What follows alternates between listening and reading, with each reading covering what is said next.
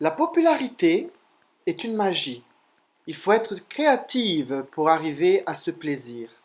Il est très important de s'assurer de connaître tous les méandres de la réalité afin de pouvoir conseiller son public adoré.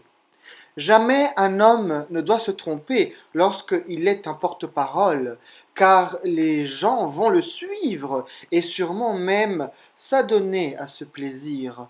Il faut que si la personne est un artiste ou une star, une chanteuse ou même un artiste célèbre dans le domaine de l'art ou de la mode, nous devons avoir conscience que cela est une responsabilité. De toute façon, ce qui est créatif est toujours positif, car l'art est le chemin vers le paradis. Arma artis, qui veut dire l'arme est l'art. Il faut donc se concentrer et se rassurer, car dans la méditation, tous ces devoirs apparaissent. Si nous avons un pouvoir et que nous pouvons donc faire entendre notre voix, il sera donc nécessaire de prendre à cœur notre destin et le destin de l'humanité. L'humanité est très simple à guider. Il faut parler d'amour, être créatif et parler de cette belle nature. Si cette nature s'accompagne, si l'homme s'abandonne dans cette nature, le paradis advient en quelques instants, en quelques moments, en quelques heures seulement, si seulement une heure est déjà trop de temps. Les choses viennent très rapidement.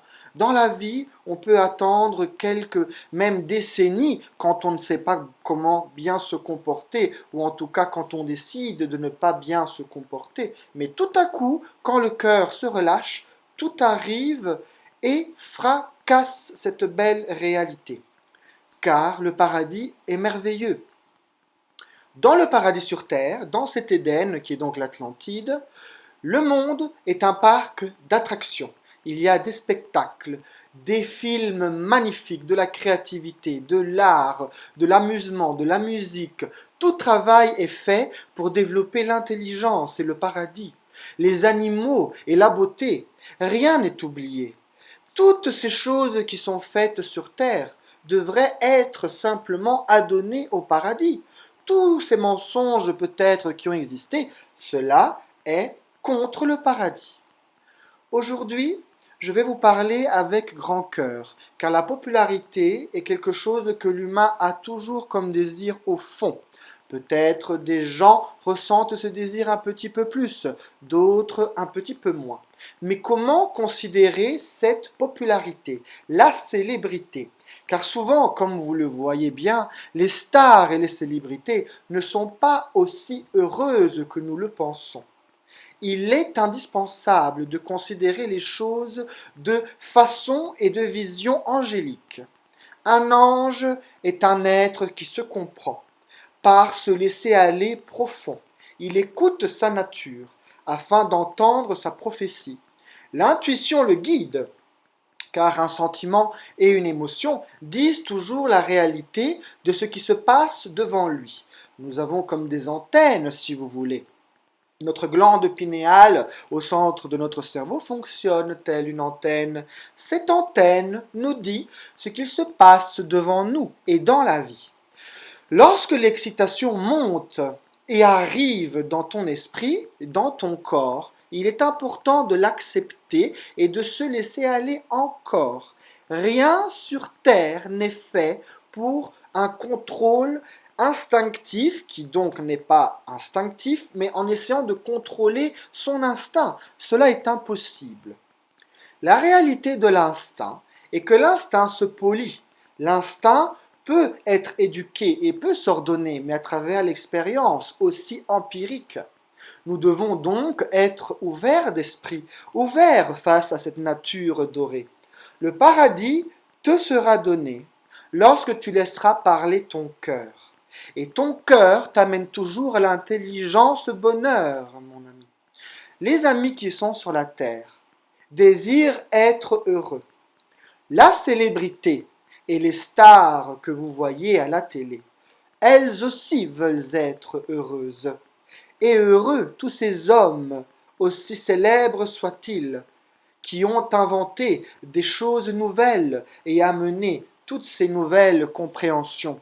Nous devons comprendre que le paradis sur la terre est donc ainsi une humilité.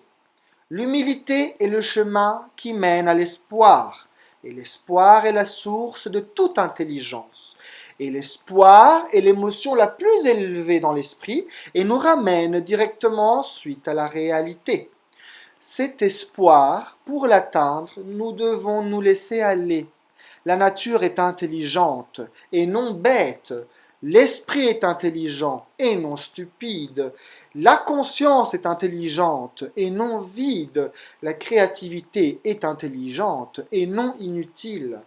C'est important de donner les valeurs exactes aux choses réelles de cette réalité.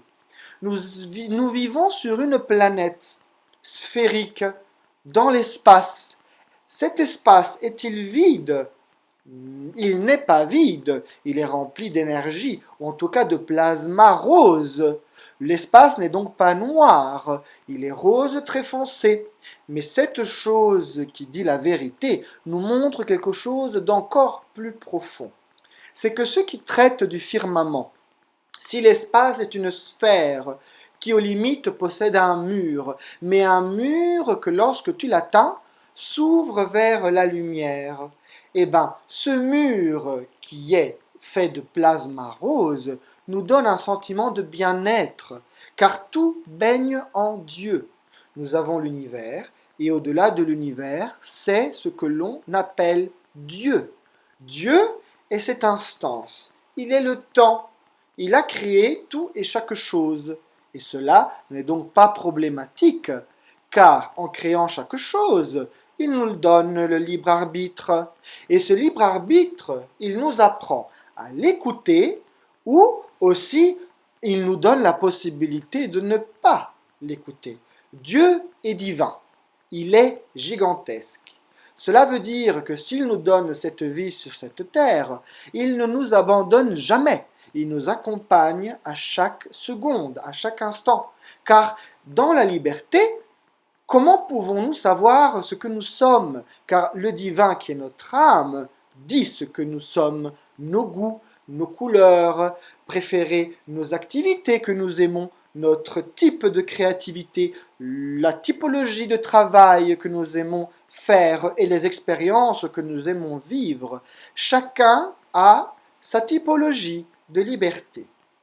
Lorsque le monde comprend bien que tout est créativité et plaisir, on s'abandonne donc à la célébrité en comprenant que les gens qui se montrent et qui utilisent leur image pour passer un message sont toujours les humains qui font partie du cercle des plus forts, car il faut être courageux pour parler en public et surtout il faut être inspiré pour transmettre son idée.